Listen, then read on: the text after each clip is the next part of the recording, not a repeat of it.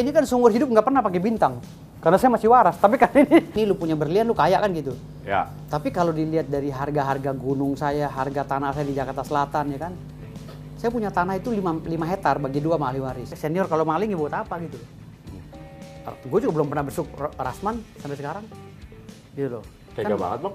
Yang ngebangun negara ini dan selamatkan negara ini dari kekolepan, ya itu Pak Jokowi.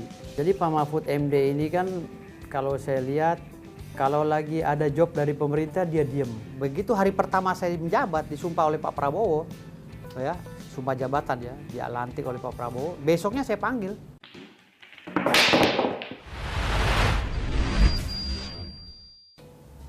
Wih, ada yang punya gelar paling banyak. Ini. Apa kabar? Baik, Bang Firdaus. Keren kali abang mainnya ya. Belum main ya? Belum main, baru mau mukul saya. Iya, wah, nanti kita main ini, Bang. Kita ngobrol dulu, Bang. Saya latihan, jujur di latihan. Siap. Mau lawan juara dunia. Siapa tuh? Ada, makanya saya latihan. Kecil. Makanya tapi sebelum lawan juara dunia, saya melawan juara advokat Indonesia. Wah, mantap, ya, yang punya gelar paling panjang. Kereta aja kalah kayaknya. Bang, silakan dulu, Bang. Tapi ngomong-ngomong ini bola bekelnya lucu ya warna-warni. Bukan bola bekel, ini bola biliar. Oh, bola biliar, saya main bekel. Bang Firdaus. Oke. Terima kasih sudah datang, Bang Firdaus. Oke, siap. Apa kabar? Baik, alhamdulillah. Ya, tentunya break the fact kali ini kedatangan seorang advokat yang memiliki banyak prestasi, terutama kalau kita tahu beliau memiliki 9 universitas. Universitas, 9 universitas benar ya? 9 universitas kuliah. Asli semua ya? Asli ya. Asli semua, oke. Asli semua. Benar ya? Siap dites. Bisa ditunjukkan ya? Bisa ditunjukkan. Ya. Ijazahnya ya? Di depan ini, di depan istri. Istri. Di depan janganlah tadi palsuin. Ya, Bang Firdaus, Siap, kalau melihat abang itu kan break the limit. Iya. Ada 9 gelar. Siap. Yang abang cari apa sebetulnya, Bang? Sebenarnya bukan 9 gelar, ada beberapa gelar yang kandas kan DO. Karena waktunya nggak ada, terus kebanyakan cuti akhirnya nggak lanjut itu. Jadi yang paling benar-benar itu 5 atau 7 lah. Gitu. Oke, dari 9? Dari 9 itu. Tapi ada yang lulus dong? Ada yang lulus. Apa aja? Luar biasa. Habis dokter dan sekarang ada 2 jurusan ya prodi yang sedang jalan juga, Magister Komunikasi Politik di Universitas Muhammadiyah Jakarta. Dan satu lagi saya masuk Unpad. Ambil ilmu telekomunikasi, PR. Gak puas-puas abang ya? Pengen semuanya dikuasai ya? Karena bahasa saya rasa masih kurang, kebenaran kata masih kurang. Oke, Bang. Saya kuliah. Nah, kalau sebagai advokat, Bang Firdaus itu pernah menangani kasus apa yang paling besar, Bang? Banyak sih, sengketa lahan lawan beberapa, ada beberapa juga 9 naga kan kita pernah, ada salah satu 9 naga juga pernah lawan saya. Oh iya? Iya. Menang, Bang? Draw. Oh, draw. Statusnya draw. Draw. Okay. Jadi lahan itu sampai sekarang masih saya sengketa terus sama saya gitu. Dan ada lawan Hotman Paris juga kan, sampai saya pernah dibekukan kan kemarin. Iya. Dibekukan, dipecat dari KAI gitu. Lalu saya bikin organisasi sendiri, Pembasmi. Oh, Pembasmi. Kepanjangannya apa, Bang? Perkumpulan Badan Advokat Solidaritas Merdeka Indonesia. Pembasmi. Ini kan saya kalau lihat gaya abang nih ya, seperti Hotman Paris. Apakah itu idola Bang Firdaus? Bang Hotman itu memang awal-awal saya menjadi pengacara ya, paralegal dan pengacara, saya melihat ini orang unik. Ini orang unik banget ya. Tapi membuat kita itu bergairah gitu untuk menjadi orang hukum. Oke. Kayaknya cocok juga nih, bagus banget nih kalau kita jadi seorang pengacara seperti dia gitu kan. Akhirnya saya ngikutin beliau tuh, pelajarin. Pelajarin gimana dia bisa kayak bisa. Oh, ternyata belajar. Ternyata seneng happy ya, harus banyak-banyak happy apa segala. Udah ikutin. Oke, sebelum itu kita main dulu, Bang. Saya baru belajar, jangan ketawain, Bang ya. Aduh. Kalau udah 9 universitas nggak mungkin baru belajar, Bang. Sering madolnya, Bang ya. Kalau ini bisa menang, saya kasih satu lagi, Bang. Bintang ya. 1 bintang, itu Sarjana Biliar Indonesia.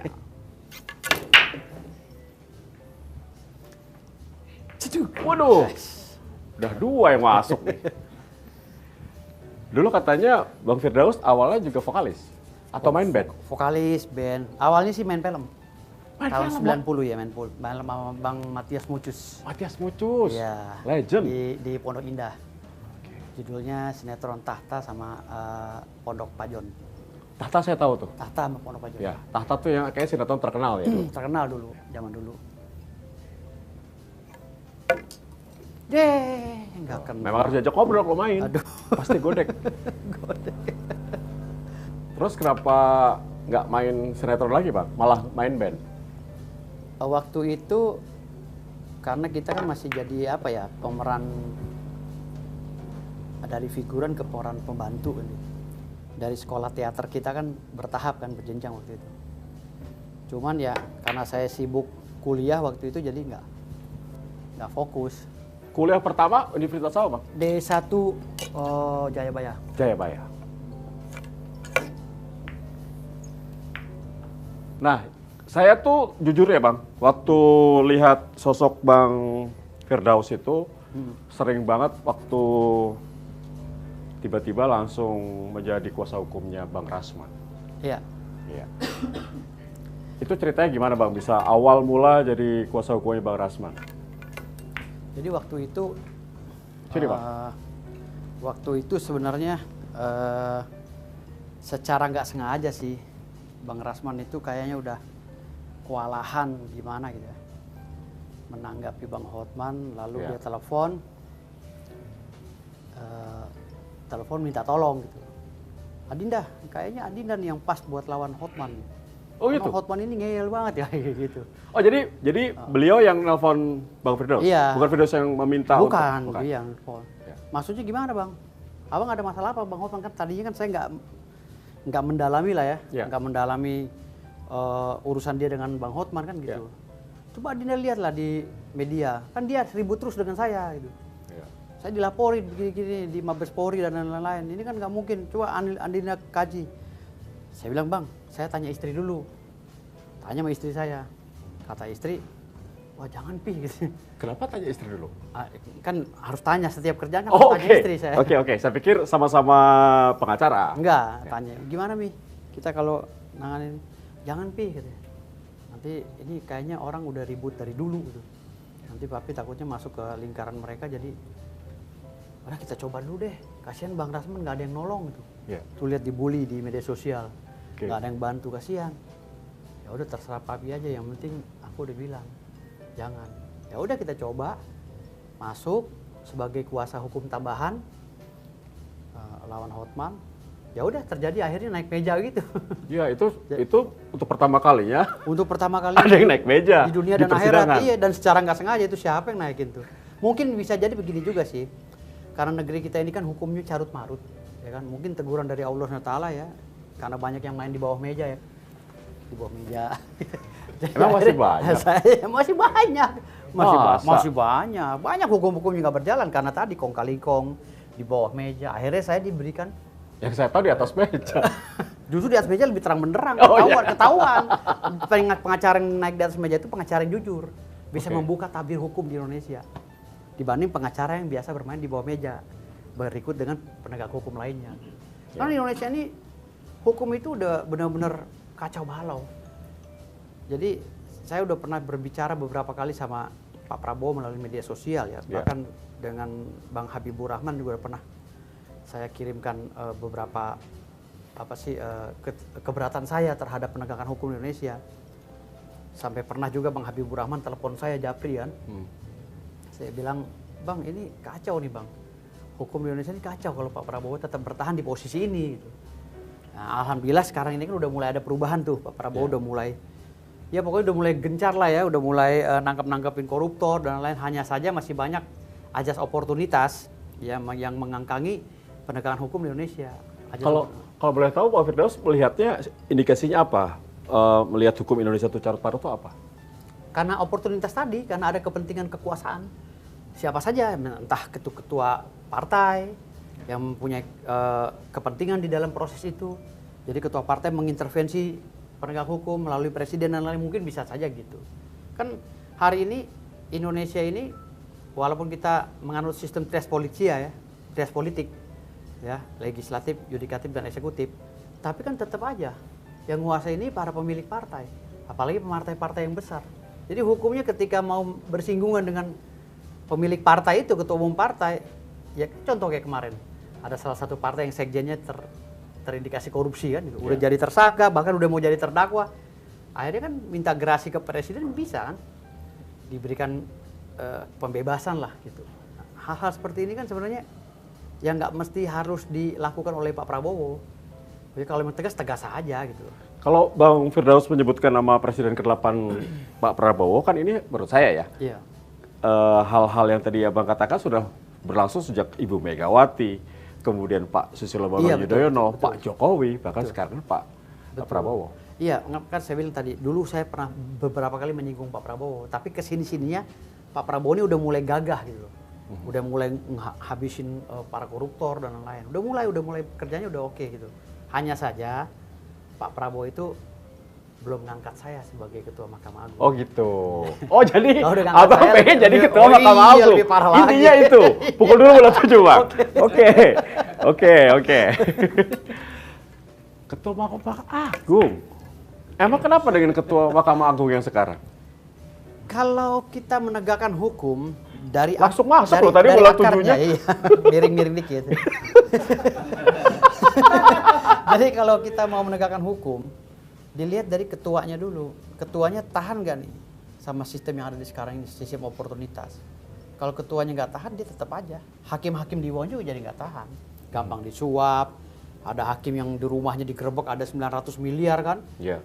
Mengendapkan uang. Ada ini, ada sekarang Kejaksaan Agung kan. Mengendapkan uang berapa dengan emas 70 sekian kilo kan. Itu udah sangat melukai hati rakyat lah. Memang apa yang akan dibawa Bang Firdaus kalau ternyata Pak Prabowo telepon, Firdaus, kamu jadi ketua EMA. Apa yang akan Abang bawa? Ketika saya menjadi ketua Mahkamah Agung ditunjuk oleh Pak Prabowo, maka saya akan panggil ketua Komisi Yudisial. Di situ kan tempatnya rapot merah para hakim. Ya. Saya akan panggil mereka. Mana aja hakim yang rapotnya merah. Langsung tuh saya habisin.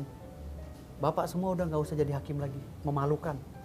Sekarang ganti dengan hakim-hakim yang baru, yang masih fresh dan tidak senang dengan kong kalingkong. Karena kong kalingkong itu gila di sana. Masih ada orang jujur di negeri ini? Hakim banyak, yang jujur di negeri? Banyak, hakim jujur tuh banyak.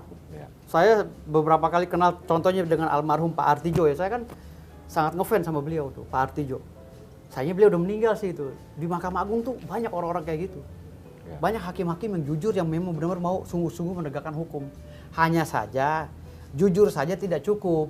Walaupun saya ketua Mahkamah Agung, tapi kalau Pak Prabowo-nya masih gampang dengar bisikan dari ketua umum partai lainnya, ya sama aja bohong. Kunci dari penegakan hukum ini ya bukan Mahkamah Agung, bukan masalah apa, bukan masalah Kapolri yang salah, bukan masalah hakim yang salah. Masalahnya Pak Prabowo tegas enggak? Kalau Pak Prabowo udah tegas, saya nggak mau tahu, tangkapin semua. Hukum seberat-beratnya, itu baru. Tapi sekarang sepertinya sudah mulai. Sudah mulai, makanya udah mulai ada terbukalah tabir ini. Gitu. Ada keyakinan dari Bang Firdaus? Saya yakin banget. Baru Pak Prabowo yang benar-benar gentle ya, sebagai presiden yang benar-benar laki-laki gitu, menuju laki-lakinya. Siapa aja dibabat kok, jenderal-jenderal udah pada masuk semua sekarang. Iya. Kalau saya masuk bola 9 berarti saya Bang Firdaus yang ngerek ya? Wah itu gampang banget bola 9. Didorong dikit aja masuk. Iya. 2 lagi. Oke. Bang, ya. Sebelum masuk ke yang sekarang, saya tahu Bang Firdaus itu dulu tidak berseberangan dengan Jokowi. Oh saya hater habis. Iya, ya kan? Iya, saya benci banget Pak Jokowi. Tapi berbalik, iya. Langsung jadi Pak Jokowi. Kenapa, Bang? Yang pertama saya Prabowisme. Prabowisme. Iya, yang pertama. Okay. Saya siapapun yang nyolek Pak Prabowo sampai sekarang sih. Dilawan terus. Saya lawan. Siapapun yang ganggu Pak Prabowo saya pasti lawan. Yang kedua saya nggak takut gitu. Selama kita masih satu gerbong dengan Pak Prabowo, kita nggak takut. Siapa sih di belakang Abang? Siapa? Nggak ada. Backingnya siapa? Backingnya siapa, Bang? Saya sering berzikir dan saya meminta pada Allah Subhanahu Wa Taala. Masya Allah, luar biasa. Ya, tapi kan dibilang termul katanya nih. Abang tuh termul.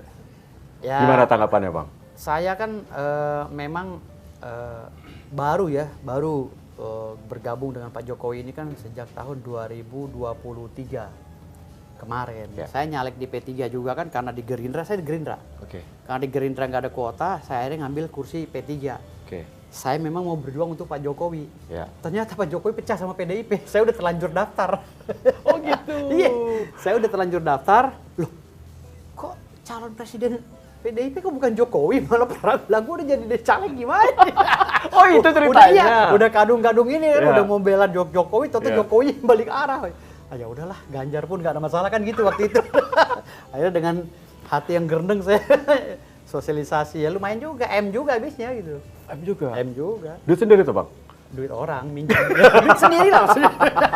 Masa nyalek buat sendiri? Nggak, biasanya kan ada yang support, Enggak, ada sponsor enggak biasanya. ada. Saya sendiri. Habis berapa bang? Banyak? Kemarin hampir 1 tahun itu habis hampir 3M lebih lah, 4M lebih. Tapi gagal. Alhamdulillah gagal. Tapi masih setia dengan Pak Jokowi. Masih sekarang masih saya dirikan Pro Gibran sekarang kan. Setelah termul, lalu kami izin ke Kemenkumham yang keluar izinnya Pro Gibran. Pro Gibran. Jadi kita Pro Gibran dan saya dirikan media Solidaritas Gajah Nusantara. Solidaritas Gajah Nusantara. Ya, untuk mendukung program PSI dan program-programnya Jokowi dan Mas Gibran. Jadi abang pindah partai sekarang? Partai PSI saya sekarang. PSI? Ya. Oh sekarang PSI? Di PSI. Jadi dari Gerindra ke P3, PSI. PSI. P3 cuma sebentar doang sih. Kayak pemain bola bang, pindah-pindah tim.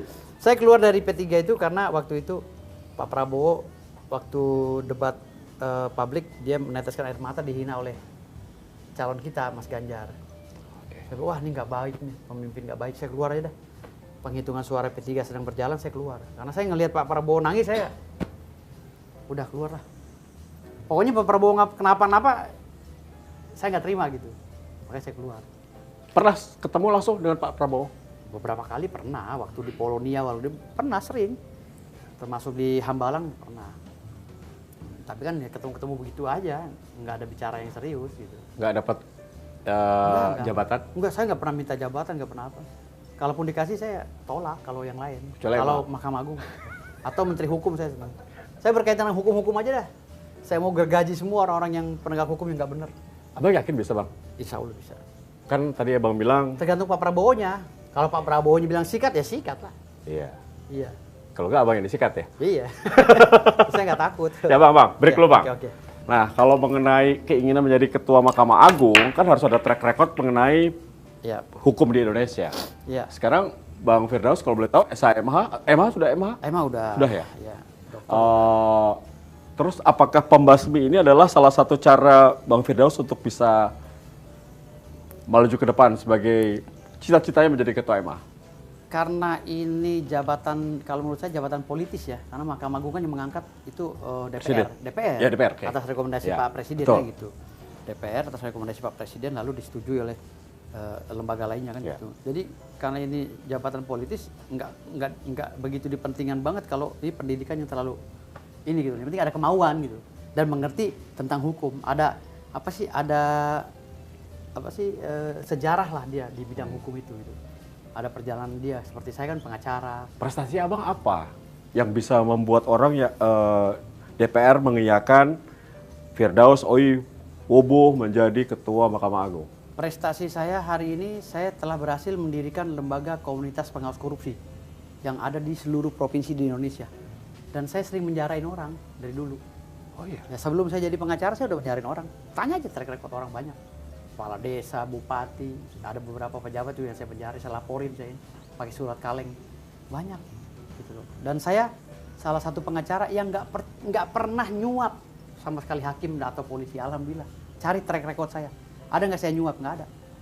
Saya menangkan perkara murni dari otak saya. Saya nggak mau nyuap, anti nyuap saya. Tapi Rasman kalah kemarin bang. Yang mana? Yang Rasman. Bukan masalah kalah, jadi gini. Kalau kita berbicara masalah penegakan hukum yang mengacu kepada KUHP dan KUHP, itu nggak bisa Rasman itu di hukum badan. Harusnya dia hukum kerja sosial. Oke. Gitu loh, atau denda gitu. Karena kan udah ada KUHP baru kan. Karena ini udah ada permintaan dari Bang Hotman kali ya, mungkin udah ada desakan publik, jadi akhirnya dipaksa Bang Rahman ini di penjara gitu. Yang seharusnya nggak boleh penjara menurut KUHP dan KUHP baru gitu. Oke. Karena undang-undang terbaru di dalam pasal berapa itu, setiap ada peristiwa hukum yang terjadi sebelum KUHP dan KUHP itu diterapkan, maka ketika diterapkannya di dalam KUHP baru, itu KUHP lamanya tidak dipakai lagi tuh ancaman hukumannya. Sudah otomatis tidak berlaku. Mengikuti hukum baru ya. Ya. Hukum barunya ya itu tadi kerja sosial dan denda. Harusnya Bang Rasman itu kerja sosial. Oke, harusnya. Tapi karena desakan publik ya dilihat Bang Rasman ini merapat ke Pak Jokowi, akhirnya ada goreng-gorengan. Kan hari ini kan no viral no justice. Gara-gara viral akhirnya hukum dipaksakan kan gitu. Itu yang membuat Firdaus Wibowo juga menjadi Iya. viral Iya. dan saat ini terkenal. Ya kalau terkenal sih dari dulu. Oh gitu? Iya, waktu pertama lahir kan udah terkenal saya. Oke. Iya, ketuker di rumah sakit. Masa? Viral saya di Oh, rumah itu beneran sakit. ya? Viral beneran. Ketuker saya. Oke. Pas lahiran, untung ada tompelnya. Oh ini anak kita ada tompelnya, kata bokap. Tapi itu akhirnya rezeki yang tidak pernah tertukar. Iya, alhamdulillah. Ya. Belum bayi tertukar tapi akhirnya rezeki tidak tertukar. Tidak tertukar, Ya iya. ini apa namanya saya kembali ke pembasmi. Visinya apa, Bang? Kalau saya boleh tahu. Karena kan ini ada peradi, ada pembasmin. Apakah ini sesuai satu setara atau tidak? Sejajar. Sejajar? Sejajar. Oke. Saya dengan Otto Hasibuan sejajar. Saya ketua umum. Jadi waktu itu kan saya melihat, maaf ya, orang mau jadi advokat itu kok susah banget gitu kan. Udah kuliah 5 tahun, 4 tahun, 5 tahun. Iya. Lalu diklatnya berapa bulan, lalu magangnya 2 tahun. Kan udah lama banget tuh dia nggak dapat duit ya kan. Kuliah Betul. hukum nggak dapat duit. Akhirnya apa gue bikin persimpel aja ya. Bikinlah pembasmi. Sekarang harganya cuma 500.000. Kadang-kadang kalau sarjana duafa saya nggak suruh bayar. Dari PKPA upah sampai sumpah nggak bayar. Masya Allah. Gratis itu gratis aja. Saya yang bayar dosennya untuk diklat. Saya bayar semua. Yang penting kamu sarjana duafa ya bener Pak, saya duafa. Aku punya duit Pak. Saya mau ikut ini. Itu Tapi dia susah. pintar. Pintar. Kalau ikut organisasi lain itu belasan juta Bang. Sampai puluhan juta. Kalau saya hanya 500.000 udah. Iya. 500.000 untuk bayar Terus dosen. kalau Bang Firdaus melihat nih banyak sekali advokat yang masuk penjara ya. Iya, iya. Pendapatnya seperti apa, Bang? Melihat hukum kita saat ini. Sebenarnya ya, advokat itu 2 kali disidangkan. Baru bisa diputuskan penjara atau tidak. Ya. Yang pertama sidang kode etik. Ketika putusan etik itu menyatakan dia tidak bisa dipidana, maka polisi harus bisa menjalankan itu. Karena itu perintah undang-undang. Undang-undang 18 tahun 2003 Iya. tentang advokat. Harusnya itu dilaksanakan. Dengan adanya rujukan surat keputusan sidang etik, Dewan Etik, maka polisi harus mempertimbangkan itu. Tidak melulu harus menjarakan orang, apalagi KUHP baru sekarang, KUHP baru. Iya. KUHP baru ini tidak untuk menjajah orang, tapi untuk memberikan orang pembinaan agar mereka menjadi manusia yang baik dan berbudi pekerti yang luhur di Indonesia ini. Tapi hari ini kalau ada penegak hukum seperti polisi, jaksa yang ngotot ingin menjarakan orang, padahal dalam pertimbangan hukumnya masih bisa diperbaiki mental dan moralnya, ya sebenarnya ada apa gitu loh. Dia mau menjarakan orang itu ada apa? Tapi kenyataannya sekarang yang saya lihat, saya pukul dulu Bang ya. Iya, oke. Banyak pejabat yang terkena kasus korupsi. Iya, iya. Seperti apa Bang melihat banyak pejabat terkena kasus korupsi? Kalau pejabat yang kena kasus korupsi ini kan karena hukumannya kurang apa? Beda sama di Cina, hukuman mati. Iya kurang Bang, di sini kurang. Nah sekarang ini Mas Gibran udah pernah nyeletuk tuh. Ayo undang-undang perampasan aset. Ya, DPR Pak tolong. Mahfud MD. Mas Gibran. Oh, oke. Mas Gibran dulu baru Mahfud Oke, MD. ya.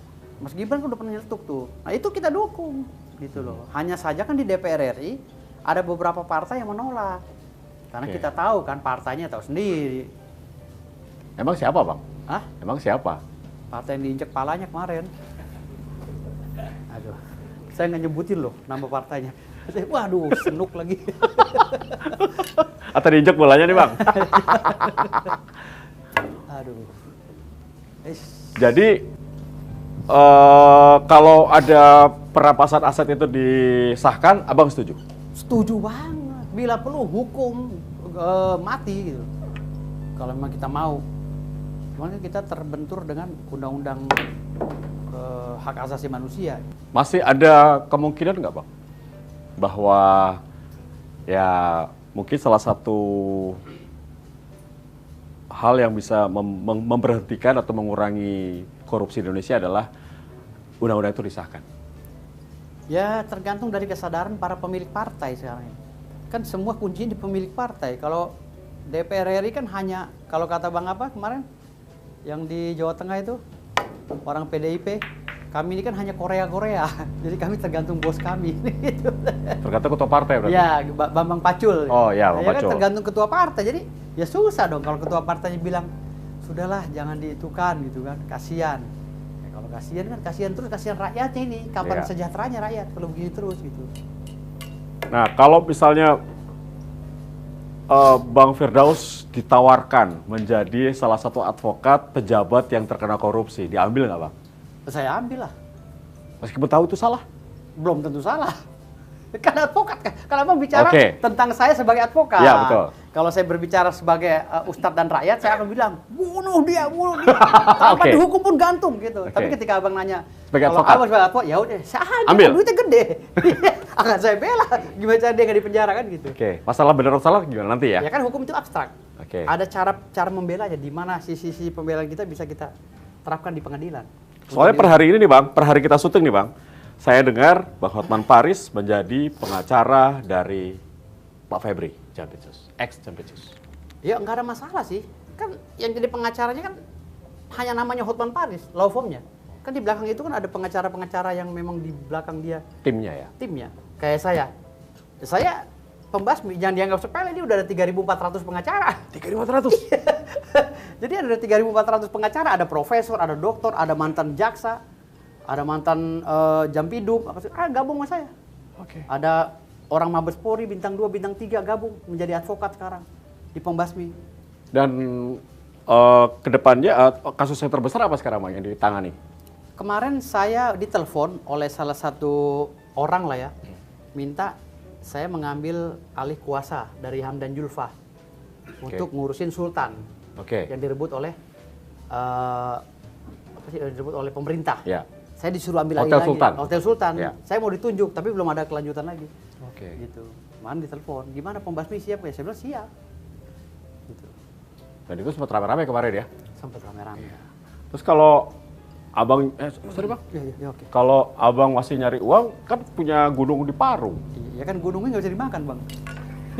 Dijual susah belum bayar pajak. Bener juga ya, nggak bisa dimakan. Tapi kan nggak bisa dijual emang ya? Lebih bisa. Tanahnya bisa dijual dong? Udah mau dibeli sama Pak Prabowo untuk spot center Oke. di Rancabungur. Udah mau dibeli. Ini beneran nggak sih?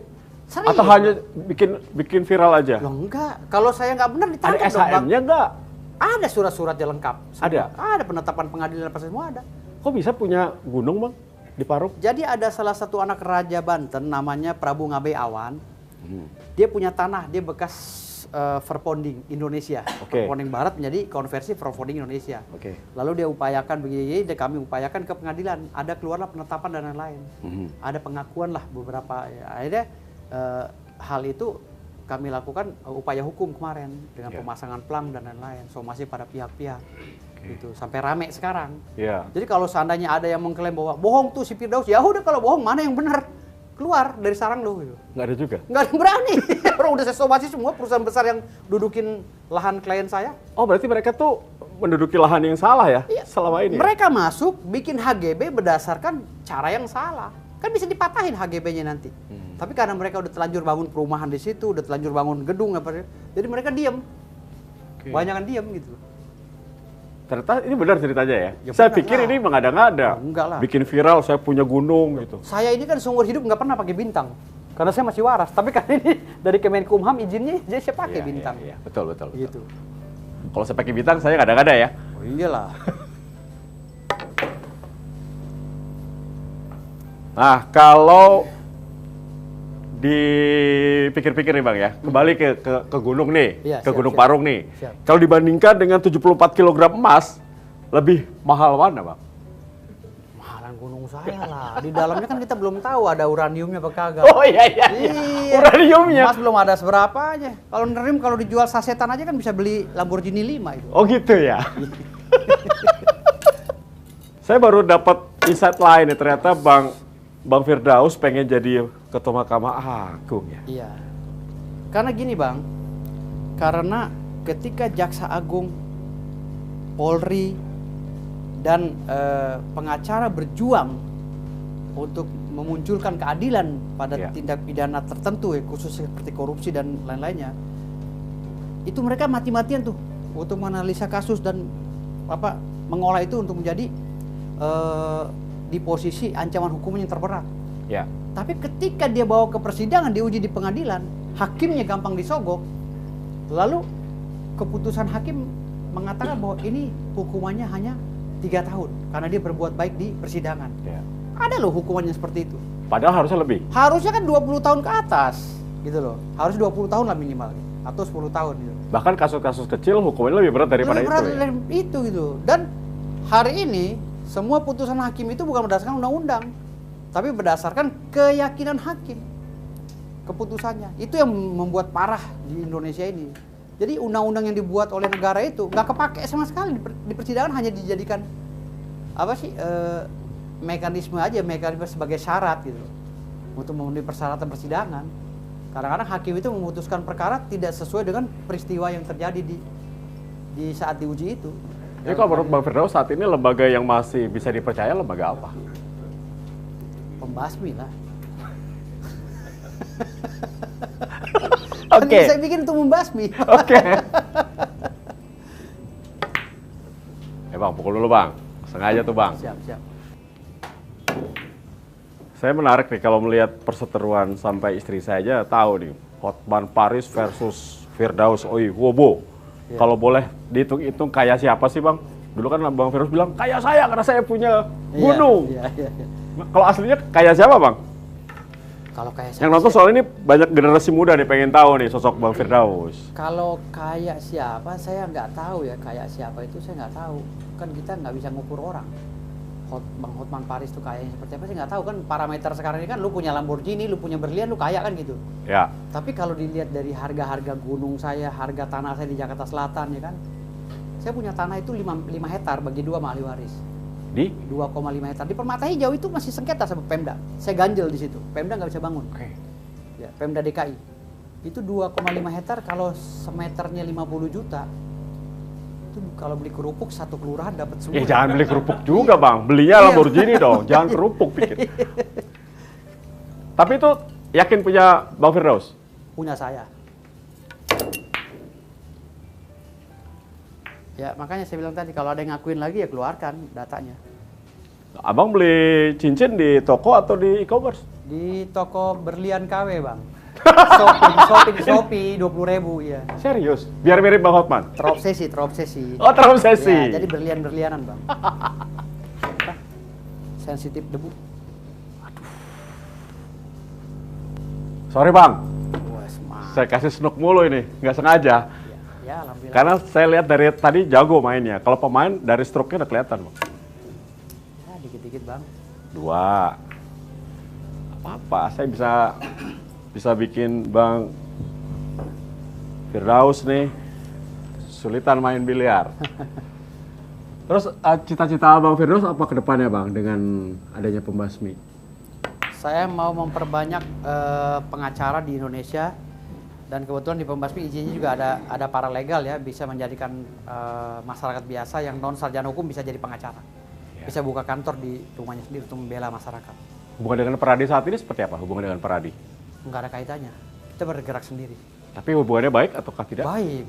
Saya baik sama KAI baik. Masih baik semua. Hanya proses di hukum itu kan agak sedikit terlihat keras karena tegas gitu. Ya. Kayak saya dipecat KAI bukan berarti saya musuhan dengan KAI kan gitu. Saya dengan ketua umumnya baik. Ibu Siti Jamila Lubis. Baik banget. Tapi dipecat, habis itu tidak ada dendam? Nggak ada. Ya proses lah. Saya kan nggak mau egois juga.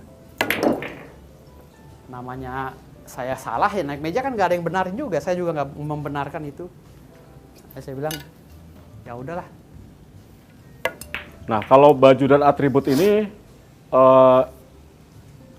menyotek siapa sih Bang? Pakai baret seolah-olah seperti pejabat tentara, kemudian bajunya dengan banyak pin dan juga lain-lain. Di dalam undang-undang advokat kan dijelaskan secara eksplisit di pasal berapa itu bahwa advokat itu kedudukannya sama seperti penegak hukum lainnya dalam lingkup caturwangsa kan gitu. Ya. Jaksa mempunyai dan hak juga yang sama. Polisi. Iya, waktu saya jadi advokat itu saya pikir di dalam waktu kita sidang itu hakim pakai pangkat kan gitu. Ya. Polisi pakai pangkat. Terus jaksa pakai pangkat, kok advokat pakai kemeja kayak LSM sebelumnya. Kebetulan saya dirikan nih, wah gue bikin pangkat aja dah gitu. Oh gitu, Gitu. awalnya begitu. Semua udah pada punya pangkat, Satpol PP punya pangkat kan gitu. Iya. Kok semua udah pada punya pangkat, Satpam bahkan ada yang punya pangkat sekarang, Satpam. Kok advokat penegak hukum juga katanya, kok nggak punya pangkat ya? Udahlah sekaliannya pangkatnya bintang 5. Ngelewatin yang lainnya gitu. Oh gitu. Tapi nggak ada protes tuh Bang? Enggak kan udah diizinin sama Kemenkumham, Menteri Hukum udah.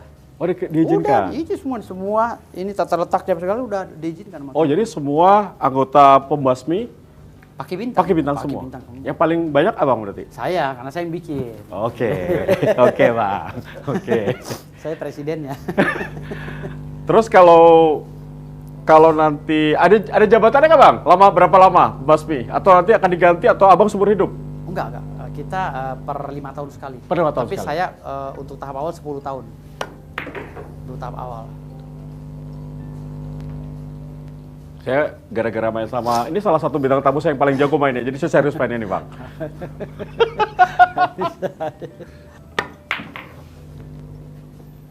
Oh, aduh.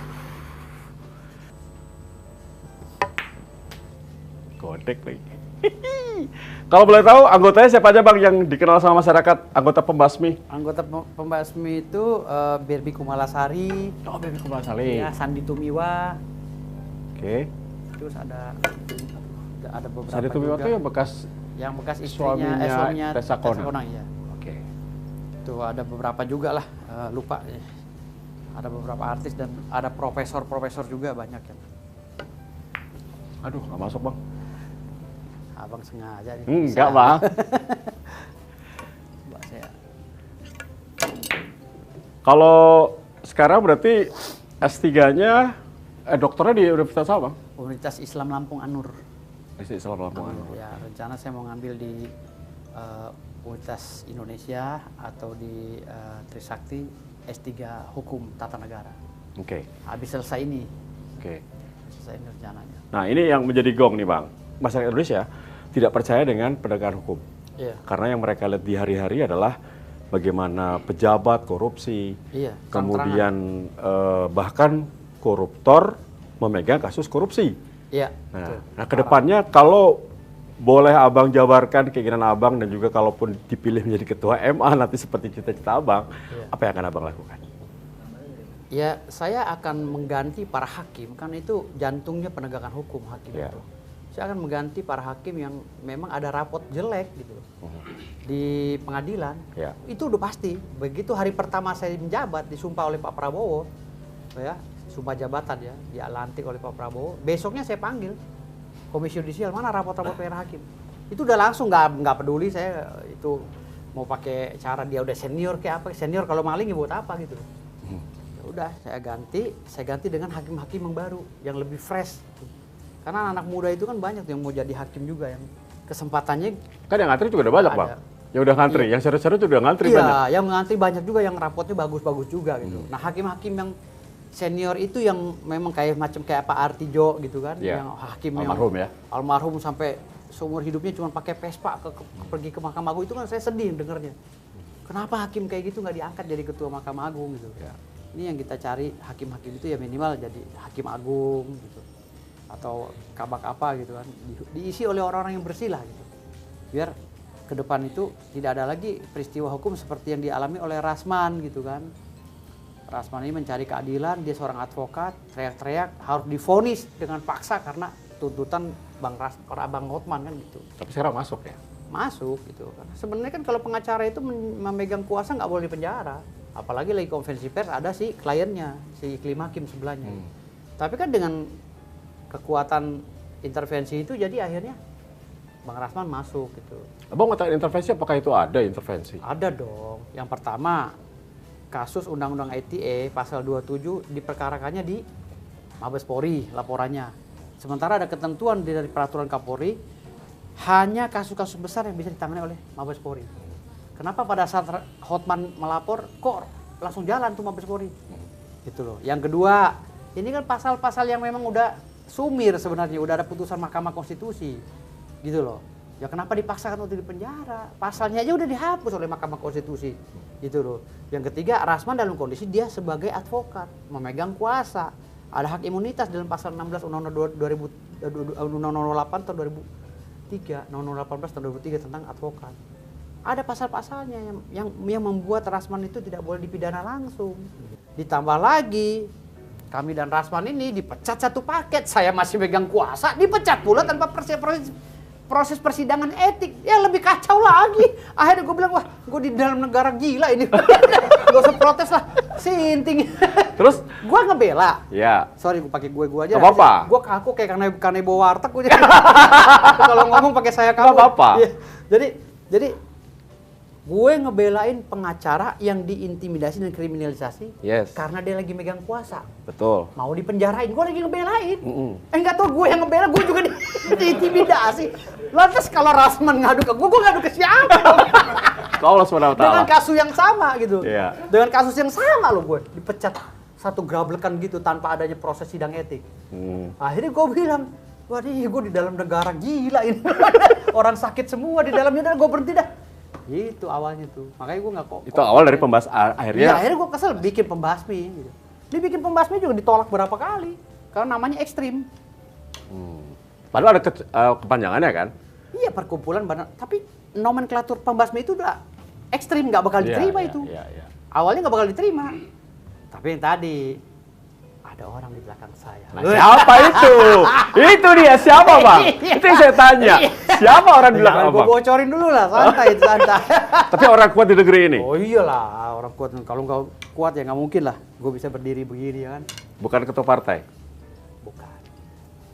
Yang jelas yang membiayai negara ini.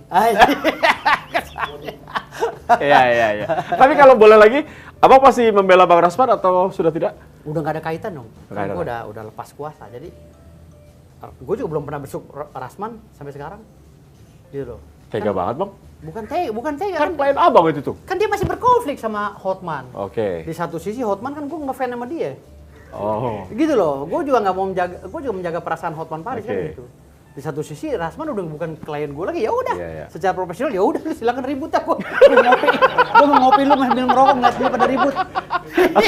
Oke deh, daripada ribut, kita main biliarnya Bang. Oke. Terima kasih Bang ya udah datang Bang. Saya menang dong Bang. Nah, tapi sebelumnya saya mau ngajak Abang main game dulu Bang. Oh gitu? Ya, silakan terusin dulu Bang. Nanti ada beberapa foto. Ya. Nah, nanti Abang hitung 3, 2, 1. Nanti foto berhenti. Ketika nanti foto berhenti, ada sosok yang ada di sana, Abang bisa versi Abang.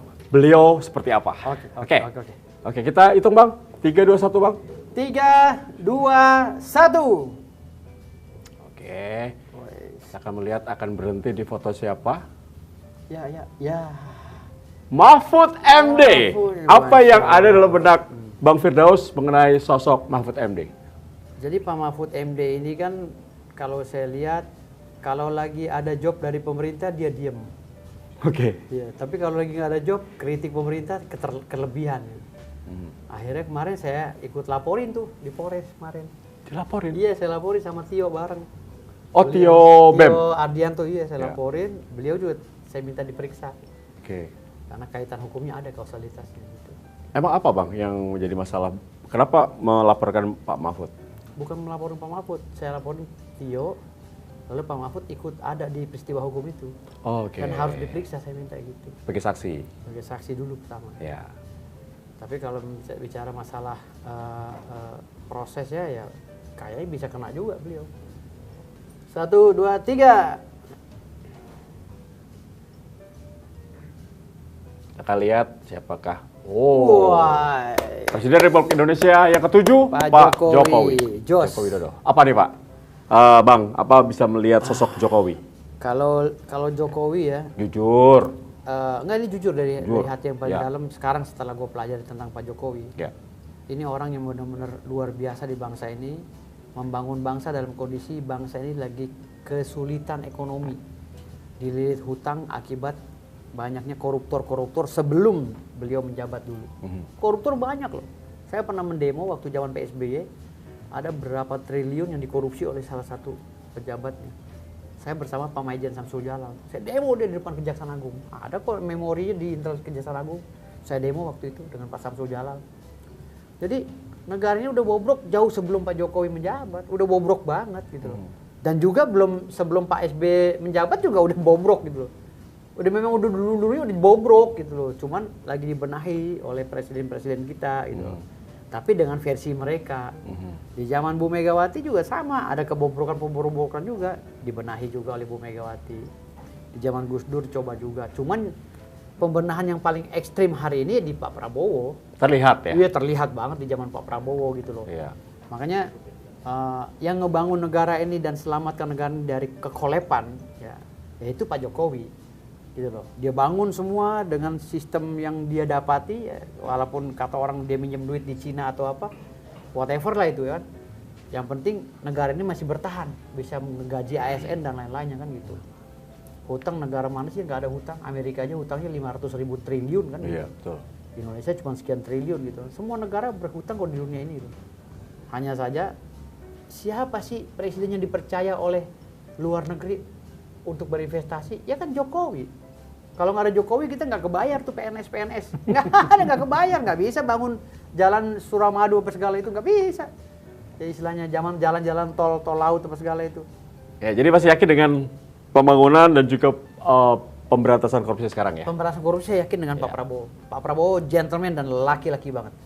Baik, terima kasih. Ya, kita sudah membahas bagaimana dengan Bang Firdaus Oiwobo, tentunya advokat yang bisa dikatakan sangat vokal ya. Dan kita belum tahu ya siapa sih orang di belakang beliau. Tapi yang pasti ini di belakang saya ini di belakang saya Hotman. Tapi terima kasih ya Bang.